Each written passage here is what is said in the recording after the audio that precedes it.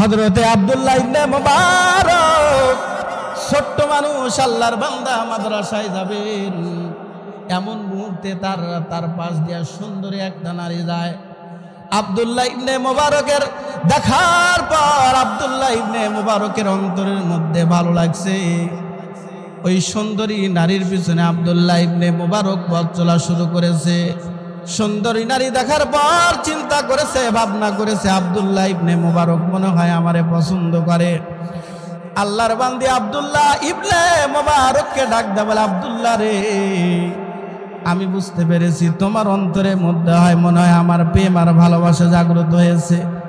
আমার সামনে অনেকগুলো মানুষ, আজকে আমি তোমার সাথে কথা বলতে চাই না, তোমার সাথে কথাবার্তা আদান প্রদান করতে চাই না। আগামীকাল তুমি এই জায়গায় আসবা, এই জায়গায় দিল খুলে মন খুলে আমি তোমার সাথে কথা বলবো। সুবহানাল্লাহ বললেন না?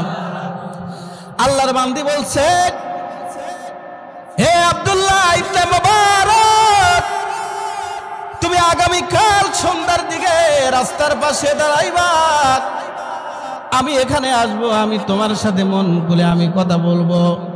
সারা রাত আব্দুল্লাহ ইবনে মুবারকের ঘুম নাই। আব্দুল্লাহ ইবনে মুবারক পরের দিন সন্ধ্যা হয় নাই, দুপুর থেকে আল্লাহর বান্দির জন্য অপেক্ষা করতেছে। দুপুর গড়াইয়া যায়, সন্ধ্যা গড়া যায়, এশার নামাজ গড়াইয়া যায়। পরের দিন সারা রাত দোকানে অবস্থান করছে, কিন্তু আল্লাহর বান্দি আসে না।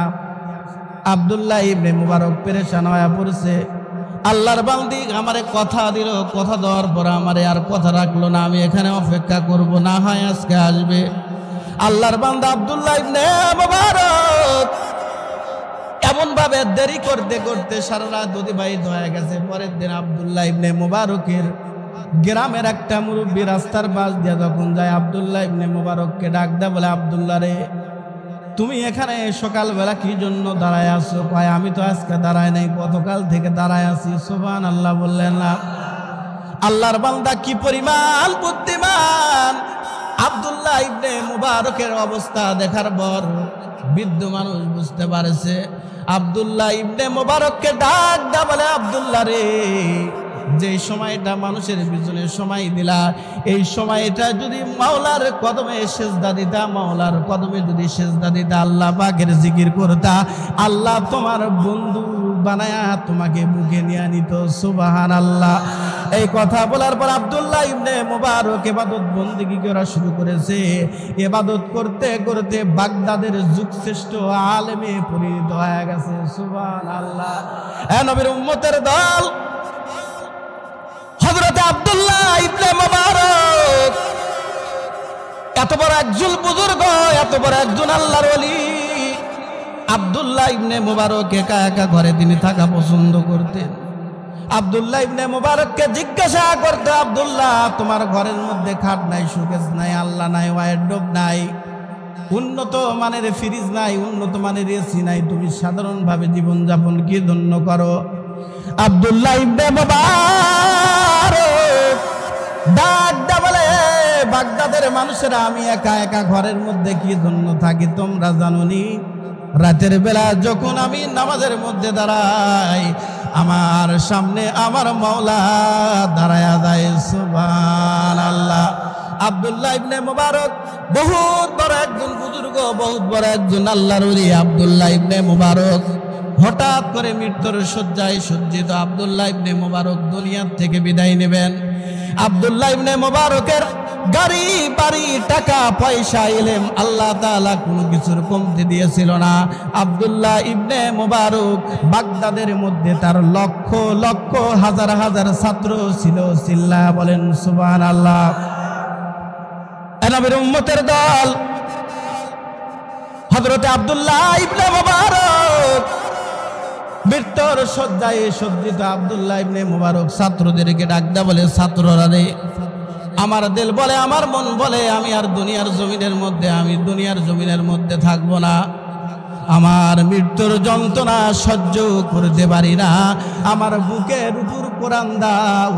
ছাত্ররা যখন আব্দুল্লাহ ইবনে মুবারকের বুকের উপর যখন কোরআন দিয়েছেন, সঙ্গে সঙ্গে আব্দুল্লাহ ইবনে মুবারকের মৃত্যুর যন্ত্রণা হালকা হয়ে গেছে। সুবহানাল্লাহ। যন্ত্রণা কতই কঠিন, সইতে আমি পারিব না। হে দয়াময় হে রহিম, চাই যে তোমারই করুণা, কবরের আযাব কতই কঠিন, সইতে আমি পারিব। মৃত্যুর যন্ত্রণা সবচেয়ে মানুষের কঠিন। এই জন্যই তো মানুষ যখন দুনিয়ার থেকে বিদায় নেয়, মৃত্যুর আগ মুহূর্তে তার সামনে হাফেজে কোরআন না আলেমরা নাতিপুতিরা কোরআন তেলাওয়াত করে। কি কারণে কোরআন তেলাওয়াত করে? বলে মৃত্যু ব্যক্তি যখন দুনিয়ার থেকে বিদায় নেবেন, মৃত্যুর আগ মুহূর্তে তার সামনে যখন কোরআনুল কারীম তেলাওয়াত করা হয়, আর কোরআনের আওয়াজ যখন আল্লাহর বান্দার কানে প্রবেশ করে, সঙ্গে সঙ্গে আল্লাহর বান্দা অথবা আল্লাহর বান্দির জন্য মৃত্যুর যন্ত্রণা আল্লাহ হালকা করে দেয়। সুবহানাল্লাহ। এ নবীর উম্মতের দল, এই আব্দুল্লাহ ইবনে মুবারক, মৃত্যুর শয্যায় সজ্জিত আব্দুল্লাহ ইবনে মুবারক যখন দুনিয়ার থেকে বিদায় নিলেন, আব্দুল্লাহ ইবনে মুবারক মারা যাওয়ার পর দীর্ঘদিন পর আব্দুল্লাহ ইবনে মুবারকের সঙ্গে তার খাদেমের সঙ্গে কথা। খাদেম ডাক দেয়া বলে, ও আব্দুল্লাহ ইবনে মুবারক, আপনি তো অনেক দিন আগে আপনি দুনিয়ার থেকে বিদায় নিয়েছেন, কবরের জগতে আল্লাহ তাআলা আপনার সাথে কেমন ব্যবহার করেছে। আব্দুল্লাহ ইবনে মুবারক যখন দুনিয়ার থেকে বিদায় নিলেন, হায়াতের জিন্দেগি শেষ, দীর্ঘদিন পর ছাত্রের সাথে খাদেমের সাথে কথা হইতেছে। খাদেম জিজ্ঞাসা করতেছে, ও আব্দুল্লাহ ইবনে মুবারক, আপনি তো বাগদাদের মধ্যে সবচেয়ে বড় একজন ওলি ছিলেন, আপনার লক্ষ লক্ষ ছাত্র ছিল, ৭৬টা কিতাব আপনি পড়াইছেন, আপনার হায়াতের জিন্দেগিতে বড় ধরনের কোনো গুনাহ করেন নাই, আপনি মারা যাওয়ার পর আল্লাহ তাআলা আপনার সাথে কেমন ব্যবহার করেছে, কেমন জান্নাত আল্লাহ পাক দিয়েছে। সঙ্গে সঙ্গে আব্দুল্লাহ ইবনে মুবারক ডাক দেয়া বলে, আমি তো মারা গেছি, মারা যাওয়ার পর আল্লাহ তাআলা আমাকে জান্নাত দিয়েছে, তবে আমার সে দামি জান্নাত আমার প্রতিবেশী কামারকে আল্লাহ তাআলা আমার সে দামি জান্নাত আল্লাহ পাক তাকে দিয়েছে। সুবহানাল্লাহ। এই কথা বলার পর স্বপ্ন যখন ঘুম যখন ভেঙে দেয়, কারণ স্বপ্ন হলো 3 প্রকার। কয় প্রকার বলেন তো? স্বপ্ন হলো 3 প্রকার। 1 নম্বর হলো স্বপ্নে খেয়ালি। আপনি সারাদিন দুনিয়াতে যা করছেন, 24 ঘন্টার মধ্যে যা করছেন, অনেক মানুষ দেখা যায় ঘুমানোর পর ওটাই বলে। এরকম মানুষ আছে না নাই? সারাদিন মিল ফ্যাক্টরিতে কাম করছে, রাতের বেলা দেখা যায় যে ওই সারাদিন কি কি করছে এটা রাতের বেলা বলে। আমার মাদ্রাসার হিফজখানার কিছু সলফল আছে, আমার দেখা যায় যে রাতে 12টা 1টা বা 2টার সময় মাহফিল করে আইসা মাদ্রাসার ওই প্রত্যেকটা দরজায় আমি নক দিই যে দরজা লাগানো আছে না খোলা আছে, দেখি অনেক বাচ্চা কাচ্চা কোরআন তেলাওয়াত করতেছে। তার মানে কি, ওর 24 ঘন্টা কোরআনের সাথে সম্পর্ক থাকার কারণে, কোরআনের সাথে সম্পর্ক ভালো থাকার কারণে রাতের বেলাও আল্লাহর বান্দা কোরআন তেলাওয়াত করে। সুবহানাল্লাহ। এটা কিন্তু মিথ্যা কথা বলতেছে, আল্লাহর কসম, আল্লাহকে হাজির নাজির মনে করে বলতেছে। ছোট্ট ছোট্ট বাচ্চারা রাতের বেলা ঘুমের তালে কোরআন তেলাওয়াত করে, এটা হলো স্বপ্নে খেয়ালি। এই স্বপ্নের নাম কি বলেন তো? স্বপ্নে খেয়ালি। আরেকটা হলো স্বপ্নের শয়তানি। দেখবেন অনেক মানুষ রাতে তেল পিঠা খাইছে, এরকম মানুষ আছে না নাই? সকালবেলা বিবি সাহেব রান্না করছে, আরে তুমি খাবার খাও না কেন? কয় রাতের বেলা তো তেল পিঠা খাইছে, এই জন্য পেট ভরে গেছে। তার মানে স্বপ্নে শয়তানি, স্বপ্নের মাধ্যমে শয়তান আপনারে খাওয়াইছে। এরকম মানুষ আছে যে স্বপ্নে খাওয়ার কারণে পেট নষ্ট হয়ে গেছে, এরকম মানুষ আছে না নাই? এই কথা বলেন না কেন, আছে না নাই? 3 নম্বর হচ্ছে স্বপ্নে রহমানি। যে স্বপ্নটা একমাত্র আসমান থেকে ফয়সালা হয়, আল্লাহ পাক বান্দাকে বুঝায়, এ বান্দা, এই যে অন্যায় অপরাধ কিন্তু বেশি হচ্ছে, এই জন্য অনেক সময় দেখা যায় ঘর ভেঙে আপনার মাথার উপর পড়ছে। আসলে কিন্তু বাস্তবে না, এটা অবাস্তব স্বপ্ন দেখছে। এখান থেকে আল্লাহ পাক বান্দা এবং বান্দিকে মেসেজ দেয়, উল্টা পাল্টা চলিস না। ঠিক বললাম না? ঠিক বললাম। স্বৈরাচার প্রধানমন্ত্রী শেখ হাসিনা, উনি সোশ্যাল মিডিয়াতে বলছে বাংলাদেশে এত ভূমিকম্প হচ্ছে, কি কারণে হচ্ছে? আমি প্রধানমন্ত্রী, বাংলাদেশে নাই, আমার ফাঁসির রায় হয়েছে, এই জন্য আল্লাহ পাক বান্দা এবং বান্দিদেরকে বুঝাইতেছে। নাউজুবিল্লাহ বললেন না?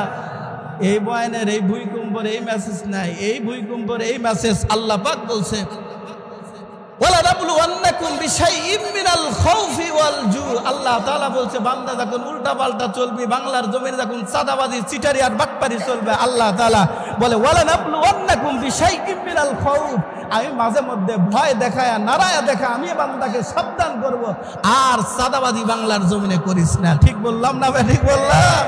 রাগ করলেন আপনারা? কোন দলের নাম বলছি আমি?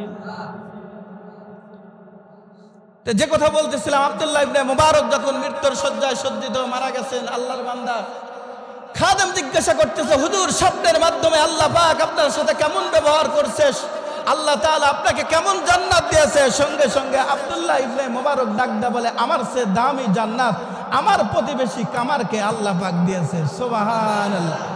খাদেম যায় কামারের বাড়ি, কামারের বিবিকে জিজ্ঞাসা করতেছে, আমি তো বুঝতে পারলাম না, আমার ওস্তাদ, আমার শায়েখ ও মুর্শিদ বাগদাদের মধ্যে সবচেয়ে বড় আলেম ছিল, সবচেয়ে বড় বুজুর্গ ছিল, অথচ তার সে দামি জান্নাত আপনার স্বামীকে দিলা। আপনার স্বামী দুনিয়ার জমিনের মধ্যে এমন কি নেক আমল আর দাসত্ব আর গোলামি করছে, যার কারণে আপনার স্বামীকে আল্লাহ পাক দামি জান্নাত দিয়েছে?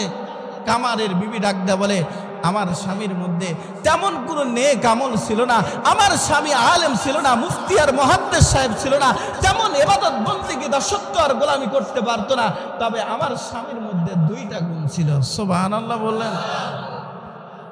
খাদেম ডাকদা বলে, আপনার স্বামীর মধ্যে যে দুইটা গুণ ছিল, এই দুইটা গুণের নাম কি বলা যাবে? এক নাম্বার, আমার বাড়ির পাশের বাড়ি আব্দুল্লাহ ইবনে মুবারক, আব্দুল্লাহ ইবনে মুবারকের ইলম আমল যোগ্যতা কোনো কিছুই কমতি ছিল না। আব্দুল্লাহ ইবনে মুবারক যখন রাতের বেলা তার বাড়ির ছাদের উপর দাঁড়ায়া দাঁড়ায়া যখন মাওলার কদমে সেজদা দিত, আমার স্বামী কামার আল্লাহ পাককে ডাকতে বলতেছে, ও আল্লাহ, আমাকে টাকা দেন নাই, বাড়ি দেন নাই, গাড়ি দেন নাই, তবে আমাকে যদি আব্দুল্লাহ ইবনে মুবারকের মতো যদি ইলম আর গাড়ি আর বাড়ি দান করতেন, আমি কামারের কাজ করতাম না, আব্দুল্লাহ ইবনে মুবারকের মতো দাঁড়ায়া দাঁড়ায়া আপনার কদমে আমি সেজদা দিতাম। সুবহান। এক নাম্বার, আমার স্বামীর মধ্যে এক নাম্বার গুণ ছিল, নেক আমল করার জন্য তিনি আফসোস করত। আজকে আমার আপনার আফসোস হয় না, আমার আফসোস হয় কি, আরে অমুক 10 লক্ষ টাকার মালিক হয়েছে, আমি হতে পারলাম না, ও সিটারি আর বাটপারি করে এমপি হয়েছে, মন্ত্রী হয়েছে, আমি তো চেয়ারম্যান হতে পারলাম না, এটা নিয়ে আফসোস করেন। খোদার কসম খাওয়া বলি, এই আফসোস নিয়ে যদি কবরে যান, এই আফসোস আপনাকে জাহান্নামের জন্য যথেষ্ট হয়ে দাঁড়াবে। ঠিক বললাম না? ঠিক বললাম। অথচ একজন কামারের ভিতরে কি তামান্না, কি চিন্তার চেতনা ছিল যে আব্দুল্লাহ ইবনে মুবারকের চেয়ে আল্লাহ পাক তাকে দামি জান্নাত দিয়েছে। কিসের কারণে দিয়েছিল? বলে তার মধ্যে নেক আমল করার জন্য তার ভিতরে তামান্নার আগ্রহ আর ইস্তিহার ছিল। এই জন্য আমি আর আপনি কি আশা করতে পারি না, আল্লাহ আপনার কদমে সেজদা দেওয়ার জন্য আমাকে এরকম সুযোগ করে দেন? এরকম রাজি আছেন না? ইনশাআল্লাহ। আপনি আর আমি তো স্বপ্ন দেখি 10 তলা বাড়ি যদি একটা সিরাজগঞ্জ শহরে করতে পারতাম, আমি জিরোর থেকে হিরো হতাম। আরে দুনিয়ার জমিনে আপনি হিরো হবেন, এটা হিরোর অপর পিছনে কিন্তু জুতার বাড়ি। আর আফসোস, নেক আমলের আফসোস নিয়ে যদি কবরে যান, আল্লাহ পাক বলে মরতে দেরি হবে, জান্নাত দিতে দেরি করব না। সুবহান। 2 নাম্বার, 1 নাম্বার নেক আমল করার জন্য কামারের ভিতরে আগ্রহ ছিল, আফসোস করত। 2 নাম্বার আব্দুল্লাহ ইবনে মুবারকের 2 নাম্বার কামারের ভিতরে গুণ ছিল, যখন কোরআনের আয়াত শুনত, সঙ্গে সঙ্গে আল্লাহর বান্দা মসজিদ থেকে যখন আওয়াজ আসতো, দুনিয়ার সব কিছু কাজ ছেড়ে সে আল্লাহর ঘর মসজিদে যা আল্লাহর দরবারে হাজিরা দিত। সুবহান। এই জন্য আল্লাহর দরবারে হাজিরা দিতে রাজি আছেন না? ইনশাআল্লাহ। আপনি অফিস আদালতে চাকরি করেন, আপনার সকাল 9টা থেকে বিকাল 5টা পর্যন্ত ডিউটি। আপনি যদি ডিউটি পালন না করলে আপনার মাসের শেষে যেমন বেতন হয় না, খোদার কসম খেয়া বলে এটা দুনিয়ার মানুষের নিয়ম, আল্লাহ পাকের নিয়ম। আল্লাহ পাক বলছে দিনদার 24 ঘন্টা সময় দিয়েছি, দিনদার 24 ঘন্টার মধ্যে যদি 5 ওয়াক্ত নামাজে আল্লাহর ঘর মসজিদে তুই যদি হাজিরা দিস, তাহলে তুই আমার বান্দা। আর হাজিরা যদি দিতে না পারিস, তুই আমার বান্দা না, তুই হলো জালেম। নাউজুবিল্লাহ বললেন। এই জন্য আল্লাহর ঘরে 5 ওয়াক্ত নামাজে হাজিরা দিতে রাজি আছেন না? ইনশাআল্লাহ। সবাই রাজি আছেন? ইনশাআল্লাহ। দুনিয়ার জমিনে তো আজকে গুনার প্রতিযোগিতা, নেকির কোনো প্রতিযোগিতা নাই। গত জুমায় আমি আপনাদের সামনে বলেছিলাম, বাংলাদেশে হাজারো ওলামা একরাম আছে, মাদ্রাসা আছে, মসজিদ আছে, কিন্তু এই বাংলার জমিনে কিছু নাস্তিক বেঈমান কিছু বাউল নামে ফাউলেরা সাহস পায় কেমনে? আমার মনে হয় এদের পিছনে কোনো না কোনো শক্তি লুকায়িত আছে। আছে না নাই? এই কথা বলেন না কেন? আছে না নাই? আজকে বাউল নামে ফাউল তারা বলতেছে আমার জবানের স্বাধীনতা, আমার মুখের বাক স্বাধীনতা, আমি যে কোনো ইচ্ছা বলতে পারি। আরে তোমার জবানের যদি এই বাক স্বাধীনতা হয়, আপনি তোমার জবান দ্বারা যদি কটূক্তিকর বের হয়, আমি আমার জায়গা থেকে বলতে পারি আমার হাতের স্বাধীনতা তোমাকে হত্যা করা। ঠিক বললাম না? ঠিক বললাম? তুমি তোমার জায়গায় থেকে তুমি আল্লাহকে গালি দিবা, নবীকে গালি দিবা, মাদ্রাসা মসজিদ ওলামা ইকরামের গালি দিবা। তোমার যদি এই স্বাধীনতা হয়, আমি আমার জায়গা থেকে বলতে চাই আমার হাতের স্বাধীনতা তোমাকে হত্যা করা। ঠিক বললাম না? ঠিক বললাম? আজকে বাংলাদেশের মানুষ নামাজ পড়ে না, রোজা রাখে না, হজ করে না, যাকাত দেয় না, পর্দা করে না, সত্য কথা বলে না। তবে নাস্তিক, বেঈমান এবং মুরতাদ বাউল নামে ফাউলদের এটা জানা দরকার। বাংলার মানুষ টুপি দাড়ি তেমন রাখে না, কিন্তু বাংলার মানুষ ওলামা ইকরামদেরকে বিরোধিতা, ওলামা ইকরাম মাদ্রাসা মসজিদ নিয়ে কথা বললে বাংলার মানুষ কেউ বসে থাকবে না। ঠিক বললাম না? ঠিক বললাম? কারণ বাংলাদেশের মানুষ নিজের জীবনের চেয়েও নবীকে বেশি মহব্বত করে, আল্লাহকে বেশি মহব্বত করে, মাদ্রাসা মহব্বত করে, মসজিদে মহব্বত করে। এই জন্য বাউল নামে ফাউল যারা আপনারা বলেন আমার জবানের স্বাধীনতা, আল্লাহর বিরুদ্ধে কথা বলবো, আমরাও বলতে চাই আমাদের হাতের স্বাধীনতা তোমাকে হত্যা করা।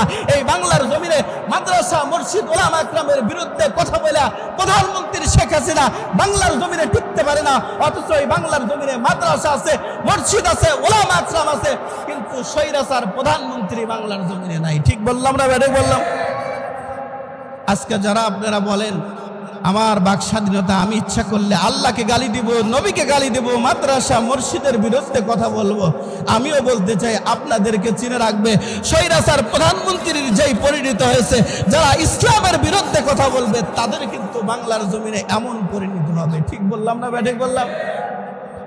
এই জন্য আজকের বয়ানের আপনাদেরকে এটাই আমার মেসেজ হচ্ছে, দুইটা গুণ নিয়ে কবরে যাইতে হবে। কয়টা গুণ? এক নম্বর হলো নেক আমল করার জন্য আগ্রহ পোষণ করা। আমি ইবাদত করতে পারি না, তবে অন্তরের মধ্যে যেন এতটুকু ব্যথা থাকে আমি ইবাদত করতে পারি না। আমি যদি আল্লাহ পাক আমাকে অর্থ সম্পদ দিত, আব্দুল্লাহ ইবনে মুবারকের মতো আমিও মাওলার কদমে সিজদা দিতাম।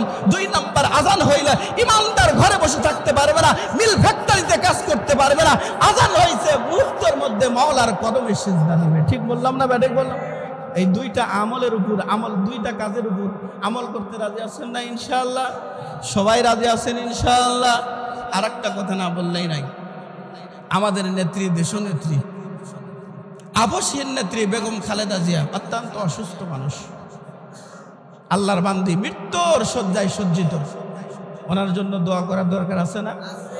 গতকাল রাত্রিতে ইসলামিক ফাউন্ডেশন থেকে আমাকে চিঠি দিয়েছে দোয়া করার জন্য, যে অবশ্যই দোয়া করবেন।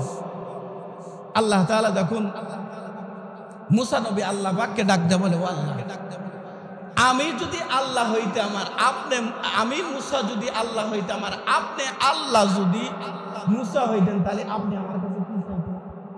আল্লাহ কয়, জীবনে আমিও মুসা হইতে যাবো না, আর তুই মুসাও জীবনে আল্লাহ হইতে পারবি না।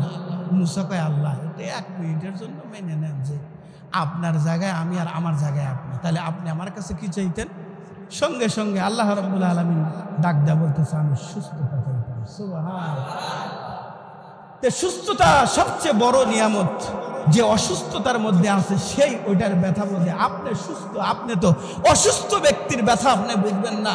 আজকে বাংলাদেশের কিছু ডেট ফেল গাঁজা খায়া বলতেছে প্রধানমন্ত্রী, সাবেক প্রধানমন্ত্রী খালেদা জিয়া, ওনার জন্য জানাজার নামাজের জন্য পৃথিবীর মধ্যে সবচেয়ে বড় জানাজার নামাজ হবে, এই জন্য আমরা প্রস্তুতি গ্রহণ করতেছি। কত বড় ডেট ফেল গাঁজা খাইছে, মারা যায় নাই, তার আগে জানাজার জন্য প্রস্তুতি গ্রহণ করতেছি। নাউজুবিল্লাহ বললেন না? আমরা ওদের মতো গাঁজা খাই এরকম দোয়া করতে চাই না। আমরা দুইটা দোয়া করবো, আল্লাহ দেশনেত্রী বেগম খালেদা জিয়াকে আল্লাহ আপনি যদি হায়াত দিয়ে থাকেন সুস্থতার নিয়ামত দান করেন, আর যদি হায়াত না থাকে আল্লাহ ঈমানের সহিত তাকে মৃত্যু দেন। ঠিক বললাম না? ব্যাটে বললাম? এই জন্য তার সুস্থতার জন্য দোয়া হবে। আর আল্লাহ যদি সুস্থ না করে দেয়, ঈমান নিয়ে যেন আল্লাহর বান্দি কবরে যাইতে পারে। সকলে বলেন আমিন। আল্লাহর বান্দি দেশের জন্য বহু কিছু করছে। আমি তো গতকাল আমার মাদ্রাসা কোরআনুল কারীম খতম করে তার জন্য দোয়ার আয়োজন হয়েছে। আপনারা দোয়া করতে রাজি আছেন না ইনশাআল্লাহ? আজ কয়েকটা দিন হলো অসুস্থ আল্লাহর বান্দি, মৃত্যুর শয্যায় আল্লাহর বান্দি সজ্জিত, দেশের সমস্ত মানুষ তাকায় আছে কি না হয়। এই জন্য ওনার জন্য দোয়া করব, আল্লাহ চাইলে সুস্থ করতে পারেন, আর আল্লাহ যদি এটা না চান আল্লাহর বান্দি যেন ঈমান নিয়ে কবরে যাইতে পারে। সকলে বলেন আমিন। ইন্নাকা হামিদুম মাজিদ। আল্লাহুম্মা বারিক আলা মুহাম্মাদিন ওয়া আলা আলি মুহাম্মাদ কামা বারাকতা আলা ইব্রাহিম ওয়া আলা আলি ইব্রাহিম ইন্নাকা হামিদুম মাজিদ। মরনে वाला मर जाएगा, मरने वाला मर जाएगा, जाने वाला कोई नहीं, रोने वाला बहुत होगा, जाने वाला कोई नहीं। ला इलाहा। আর একটু জোরে জবান খুলে আমার সাথে বলেন লা ইলাহা, লা ইলাহা। আল্লাহ পাকের নাম বলো মুমিন, আল্লাহ পাকের নাম বলো মুমিন। তারি আসমান তারি জমিন, অন্তর থেকে ডাকলে তারে, অন্তর থেকে ডাকলে তারে, দূর হবে বিপদ বালা। লা ইলাহা। হয় নাই জবান খুলে আমার সাথে বলেন লা ইলাহা।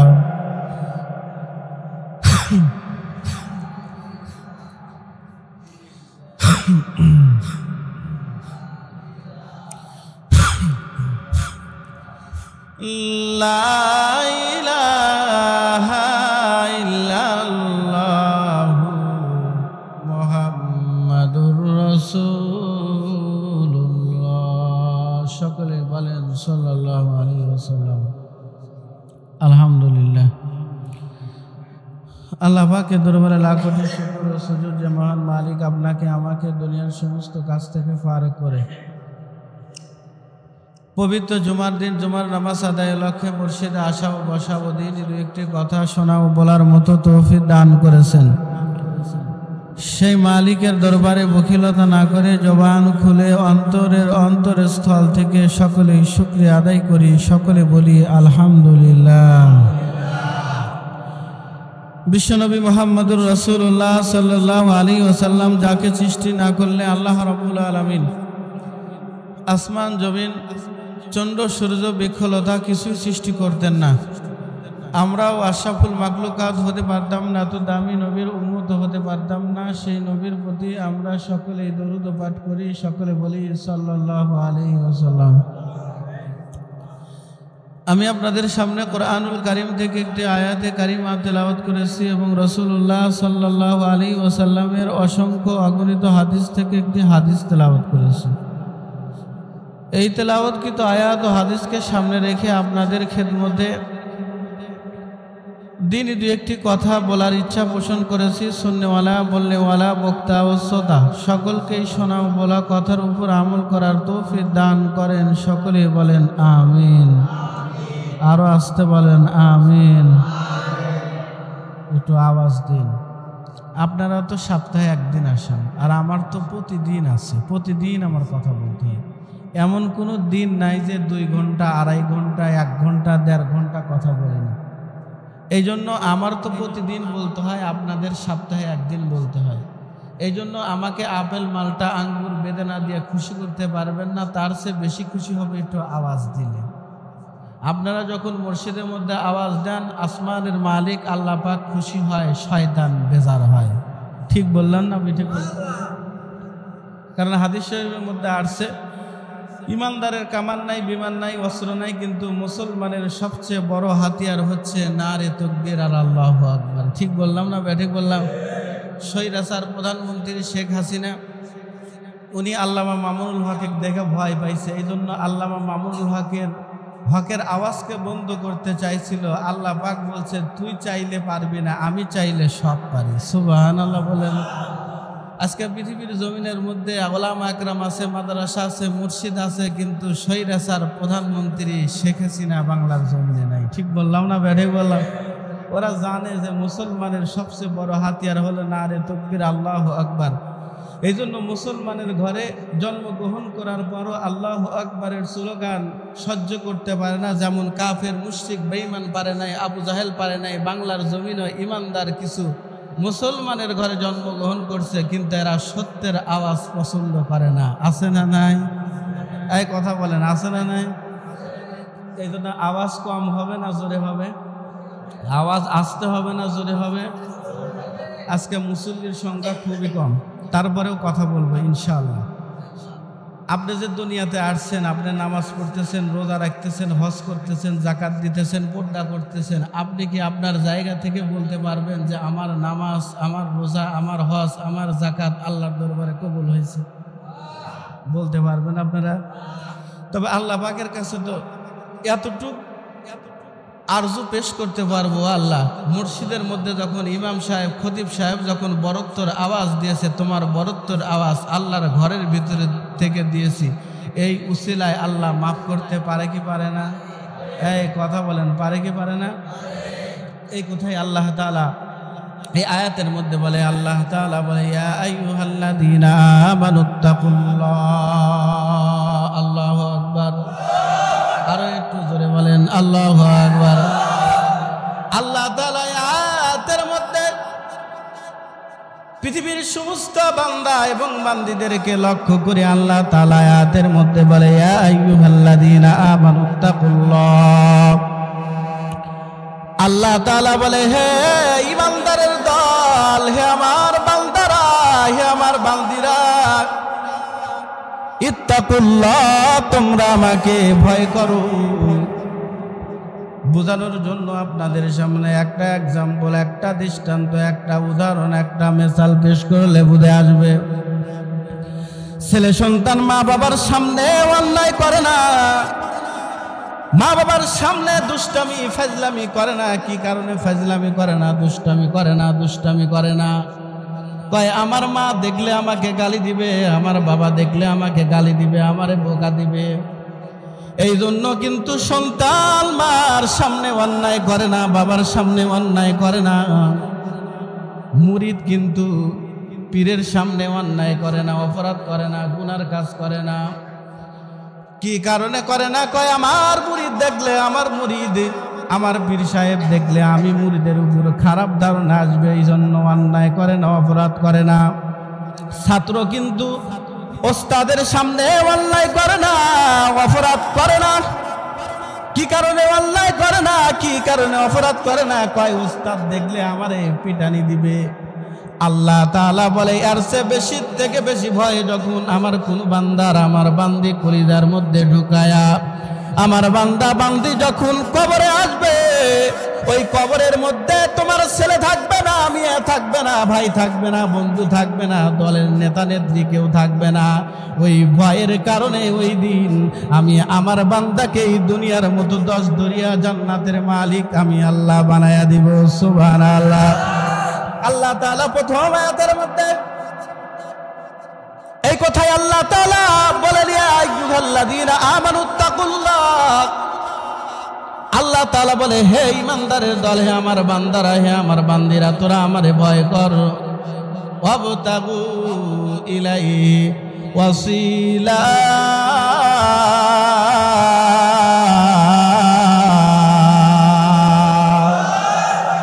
আল্লাহ তাআলা দ্বিতীয় আয়াতে আল্লাহ তাআলা বান্দাকে ডাক দিয়ে বলে বান্দারে, তুমি দুনিয়ার জমিনের মধ্যে নামাজ পড়ছো, রোজা রাখছো, হজ করছো, যাকাত দিয়েছো, পর্দা করেছো, সত্য কথা বলছো। তুমি কি মনে করো তোমার ইবাদত বন্দেগী দিয়া তুমি জান্নাতে যাইতে পারবা? এ বান্দা, তুই তোমার ইবাদত বন্দেগী দাসত্ব আর গোলামি দেয়া তুমি কিন্তু আমার জান্নাতে যাইতে পারবা না যতক্ষণ পর্যন্ত আমি আল্লাহ আমার বান্দার প্রতি ইহসান, আমি আমার বান্দার প্রতি দয়া, আমি আমার বান্দার প্রতি মায়া না করব, ততক্ষণ পর্যন্ত কোনো আল্লাহর বান্দা আল্লাহর বান্দি জান্নাতে যাওয়ার কোনো সুযোগ নাই। সুবহানাল্লাহ। এ নবীর উম্মতের দল, আল্লাহ রাব্বুল আলামিন যখন জান্নাত বানাইলেন,